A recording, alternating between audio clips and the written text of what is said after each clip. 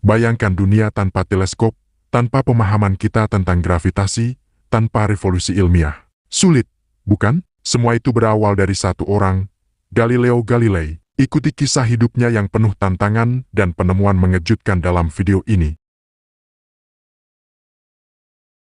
Di sebuah kota kecil bernama Pisa, Italia, pada tahun 1564, lahirlah seorang anak laki-laki bernama Galileo Galilei. Masa kecil Galileo dipenuhi dengan rasa ingin tahu yang tak terpuaskan. Ia gemar mengamati alam sekitar, bertanya tentang segala hal, dan selalu ingin tahu bagaimana sesuatu bekerja. Ayahnya, Vincenzo Galilei, seorang musisi terkenal, menyadari kecerdasan putranya dan membimbingnya dalam bidang matematika dan sains. Galileo mudah menunjukkan bakat luar biasa dalam matematika. Ia belajar di Universitas Pisa, meskipun awalnya ayahnya ingin ia menjadi dokter.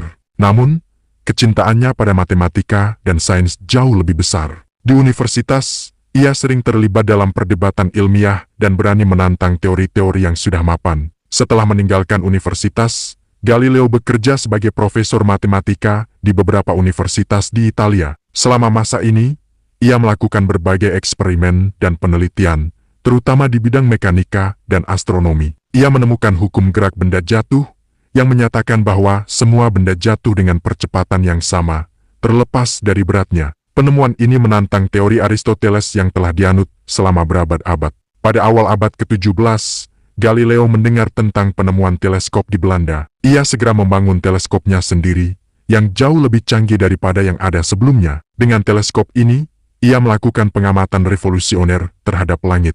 Ia mengamati permukaan bulan yang tidak rata, menemukan 4 bulan Jupiter, mengamati fase Venus, dan melihat bintik-bintik matahari. Semua pengamatan ini memberikan bukti kuat yang mendukung teori heliosentris Niklas Copernicus, yaitu teori yang menyatakan bahwa matahari, bukan bumi, merupakan pusat tata surya. Teori heliosentris bertentangan dengan ajaran gereja Katolik Roma pada saat itu, yang masih menganut teori geosentris. Galileo, yang merupakan seorang Katolik yang taat, tetap yakin akan kebenaran temuannya. Ia menulis buku-buku yang menjelaskan penemuannya dan mendukung teori heliosentris, yang membuatnya semakin berkonflik dengan gereja. Konflik ini mencapai puncaknya ketika Galileo menerbitkan buku Dialogo sopra Cassatu Massimi Sistemi del Mondo pada tahun ke-1632. Dalam buku ini, Galileo menyajikan perdebatan antara pendukung teori geosentris dan heliosentris, dengan jelas mendukung teori Copernicus. Gereja menganggap buku ini sebagai serangan terhadap ajaran mereka. Galileo diadili oleh Inkuisisi Roma dan dituduh menyebarkan ajaran sesat.